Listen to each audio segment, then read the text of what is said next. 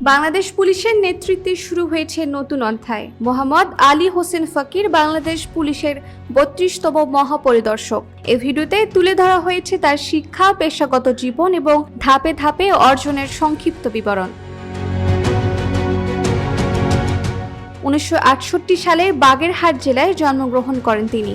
প্রাথমিক ও মাধ্যমিক শিক্ষা সম্পন্ন করার পর ঢাকা বিশ্ববিদ্যালয়ে ভর্তি হন। সেখানে ম্যানেজমেন্ট বিষয়ে স্নাতক ও স্নাতকোত্তর ডিগ্রি অর্জন করেন। বিশ্ববিদ্যালয় জীবনে তিনি নিজেকে প্রশাসনিক ও পেশাগত ক্যারিয়ারের জন্য প্রস্তুত করেন। ১৯৯৫ সালে বাংলাদেশ সিভিল সার্ভিসের ১৫তম ব্যাচে পুলিশ ক্যাডার হিসেবে যোগ দেন তিনি। বাংলাদেশ পুলিশ একাডেমিতে প্রশিক্ষণ সম্পন্ন করার পর তার পেশাগত জীবন শুরু হয়। প্রাথমিক পর্যায়ে মাঠ পর্যায়ে বিভিন্ন দায়িত্ব পালন করে বাস্তব অভিজ্ঞতা অর্জন করেন। তিনি বিভিন্ন জেলায় পুলিশ সুপার হিসেবে দায়িত্ব পালন করেছেন, যার মধ্যে নেত্রকোনা, ফেনী এবং মাগুরা উল্লেখযোগ্য। পরবর্তীতে ঢাকা মেট্রোপলিটন পুলিশে গুরুত্বপূর্ণ পদে দায়িত্ব পালন করেন তিনি।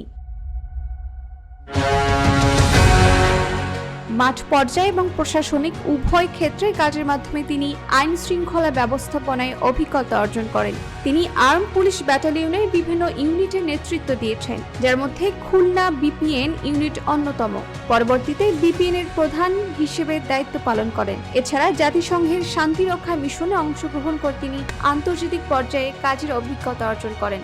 দীর্ঘ পেশাগত জীবনে বিভিন্ন গুরুত্বপূর্ণ পদে দায়িত্ব পালনের মাধ্যমে তিনি বাংলাদেশ পুলিশের শীর্ষ পর্যায়ে পৌঁছেছেন। অভিজ্ঞতা, প্রশাসনিক দক্ষতা এবং নেতৃত্বের ভিত্তিতে তিনি বাংলাদেশ পুলিশের মহাপরিদর্শক হিসেবে দায়িত্ব গ্রহণ করেন। ছাত্রজীবন থেকে শুরু করে দেশের সর্বোচ্চ পুলিশ পদে পৌঁছানো একটি দীর্ঘ পেশাগত যাত্রার ফল।